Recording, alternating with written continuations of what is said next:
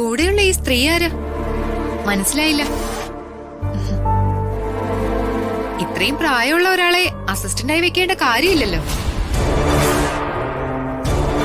ജോലിക്കാരിയായിരിക്കും അല്ലേ? ഇതെന്റെ ഭർത്താവിന്റെ അമ്മയാ, രാധമ്മ. ഓ, നിലവിലെ രാധമ്മ ജോലിക്കൊന്നും പോകുന്നില്ല. പോകുന്നുണ്ടായിരുന്നെങ്കിൽ ഒരു ജോലിക്കാരിയാണ് രാധമ്മ എന്ന് ഞാൻ പറഞ്ഞേനെ.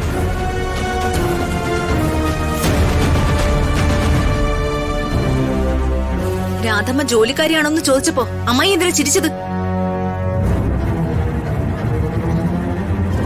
വീട്ടുജോലിയും കൂലിപ്പണി എടുക്കുന്നവര് മാത്രമല്ല, സ്വന്തമായി ബിസിനസ്സോ സംരംഭമോ ചെയ്യുന്ന എല്ലാവരും ജോലിക്കാരാ.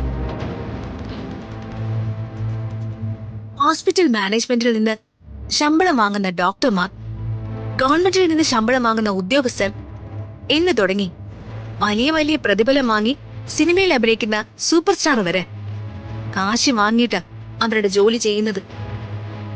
ഉത്തരവാദിത്തത്തോടെയും സത്യസന്ധതയോടെയും ജോലി ചെയ്യുന്ന അവര് അവരുടെ ജോലി എന്താണെന്ന് പറയാനോ അവര് ജോലിക്കാരാണെന്ന് പറയാനോ യാതൊരു മടിയും കാണിക്കുന്നില്ല. മനസ്സിൽ വിഷമമുള്ള ചിലര് ജോലിയുടെ അടിസ്ഥാനത്തിൽ വരെ മനുഷ്യരെ തരം തിരിക്കുന്നു.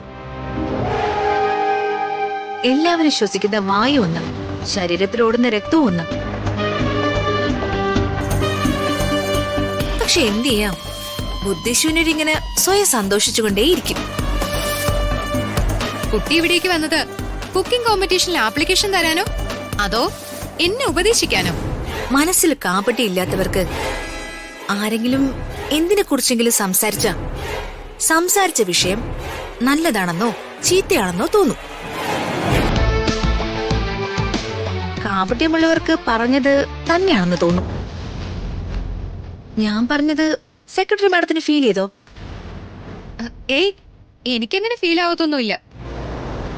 ഞാൻ മനസ്സിൽ കപടമില്ലാത്ത ആളാ, അല്ലേ അംബിക മാഡം?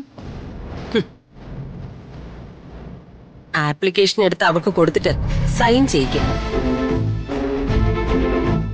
എന്തിനാ വെറുതെ സമയം കളയുന്നേ? അയ്യോ, എനിക്കൊരു ധൃതിയില്ല അമ്മായി. അമ്മായി കൊണ്ടുവന്നിരിക്കുന്ന ഷെഫിനെ ആദ്യം സൈൻ ചെയ്യിപ്പിച്ചോ. അതെ, ആദ്യം വന്നത് അംബിക മേഡം ആണല്ലോ. ഋതികെ, ഞാൻ നിന്നോട് അവസാനമായിട്ട് ചോദിക്കാം, വെറുതെ കോമ്പറ്റീഷനിൽ പങ്കെടുത്ത് നാണം കെടാൻ നിക്കണോ?